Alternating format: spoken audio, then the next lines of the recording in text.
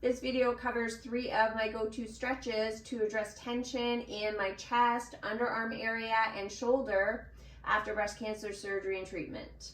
Hi, I'm Erica. I'm a breast cancer thriver and a chiropractor. Stretch number 1 is an overhead reach.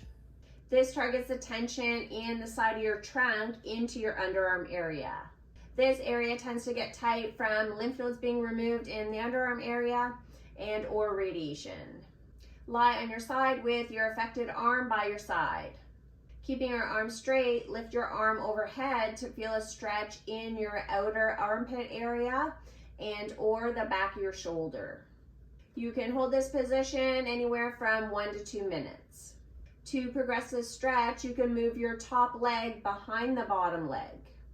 Even better if you're doing this on an elevated surface and can drop your leg over the edge of a bed or a bench to deepen the stretch. Avoid rolling your body back during this stretch and try to keep your hips stacked one on top of the other. Another progression is reaching your arm to hold on to something. If you're doing this at home, the post of a bed or a couch works well. This provides a deeper stretch to your entire side, and you're gonna feel it wherever you're the most tight. You can vary the angle of your reach to address different lines of tension. Stretch number 2 is the Side-lying Pec or chest stretch. This is one of my favorites, and it targets the tension in the chest area and also down the front of the arm. Lie on your side with your affected side up. Start with your arm straight out in front of you. Move your arm as far back as you can go and hold about a minute or 2. Try your best to relax into this stretch. This applies to all of the stretches. Focusing on deep belly breaths rather than doing chest breathing will allow some of these areas to open up so that you can deepen the stretch. You can alter the position of your arm so that it's more towards your ear or your feet to target different lines of tension. If you had a double mastectomy, you'll likely notice a difference between the 2 sides. This can be related to a number of factors, including lymph nodes being removed, cording, and potentially radiation fibrosis. I noticed a significant difference between my left and right side when I was doing this. My affected side was and still is tighter than the other side. Stretch number 3 is a lean back. Grasp an immovable object. If you're at the gym, this could be a bar in front of you. If you're at home, you could use the edge of a kitchen sink, a door handle, or a staircase railing. While keeping your arms straight, gradually lean your body back to feel a stretch in your underarm area or on the underside of your arms. Hold this position about 1 to 2 minutes. Like the last stretch, you may also feel the stretch go down the front or the side of your torso.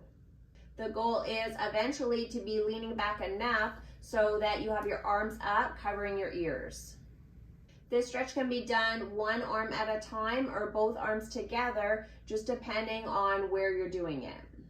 You may feel more of a stretch doing each arm separately if the difference in tension between the 2 sides is significant. Another variation is shifting your body weight back and forth to address different lines of tension. You're going to feel the pull wherever you're the most tight. Hit that subscribe button for more tips to help with your recovery. If some of your tension is related to radiation fibrosis, you may find that your tissues respond quite differently to stretching as compared to normal tight muscles. I find the tissues take much longer to settle when you're holding a stretch. I need to hold the stretches for a longer period of time to get the same effect, and I notice the tissues sort of revert back to a tighter state much quicker than the other side. Is stretching alone sufficient to make a dent in all of this tension?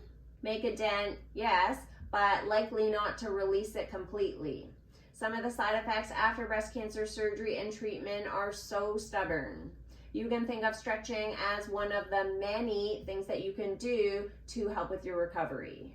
For the best results, you'll want to pair this with some form of release for the muscles. Be done by yourself, either using your hands, cupping, or using a ball.